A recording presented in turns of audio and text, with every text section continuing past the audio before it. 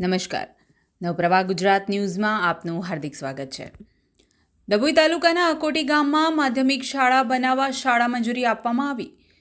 રાજ્ય સરકાર દ્વારા ડભોઈ દર્ભાવતીના મેવાસ વિસ્તારમાં અકોટી ગામે નવીન માધ્યમિક શાળા બનાવવા મંજૂરી આપવામાં આવી હોય ડભોઈ દર્ભાવતી ધારાસભ્ય શૈલેષભાઈ મહેતાના પ્રયત્નો અને વિસ્તારના મેવાસ વિસ્તારમાં શિક્ષણનું સ્તર ઊંચું લાવવાના પ્રયાસ સાથે રાજ્ય સરકારમાં ધારાસભ્ય શૈલેષભાઈ મહેતા દ્વારા રજૂઆત કરવામાં આવી હતી, જેને પગલે આજે શિક્ષણ મંત્રી કુબેરભાઈ ડિંડોર દ્વારા માધ્યમિક શાળાને મંજૂરી અપાતા અકોટી સહિત આસપાસના આશરે 25 જેટલા ગામોને શાળાનો લાભ મળશે.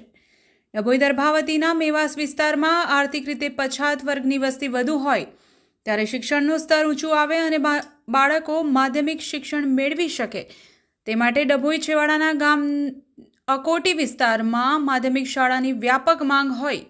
દર્ભાવતીના ધારાસભ્ય શૈલેષભાઈ મહેતાને રજૂઆત કરતા ધારાસભ્યના પ્રયત્નોને પગલે અકોટી ગામને માધ્યમિક શાળાની ભેટ રાજ્ય સરકાર દ્વારા આપવામાં આવી, જેને લઈને ધારાસભ્ય શૈલેષભાઈ મહેતા દ્વારા મુખ્યમંત્રી ભૂપેન્દ્રભાઈ પટેલ અને શિક્ષણ મંત્રી કુબેરભાઈ ડિંડોરનું અભિવાદન કર્યું હતું.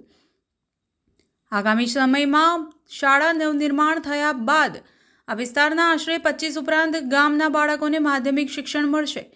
સરકારી માધ્યમિક શાળાને મંજૂરી મળતા ધારાસભ્ય શૈલેષભાઈ મહેતા દ્વારા અકોટી ગ્રામજનોને પણ શુભેચ્છા પાઠવવામાં આવી હતી. નવપ્રવાહ ગુજરાત ન્યૂઝ, ડભોઈ.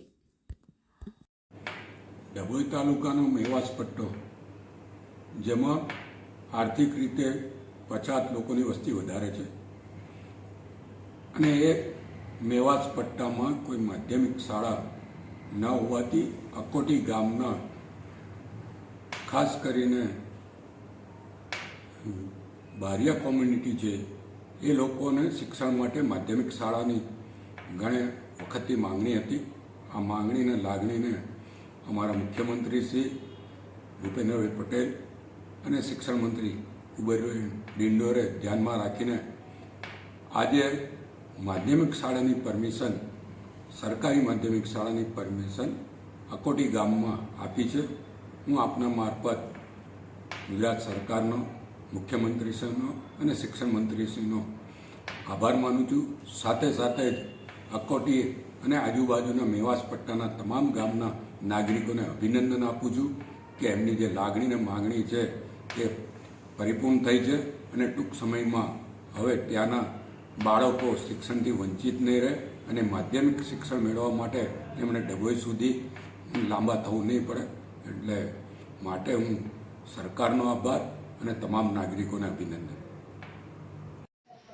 આજ રોજ રાજ્ય સરકાર દ્વારા અકોટી દર્ભાવતીના મેવાસ વિસ્તારના અકોટી ગામે નવીન માધ્યમિક શાળા બનાવવા મંજૂરી અપાવવામાં આવી તે બદલ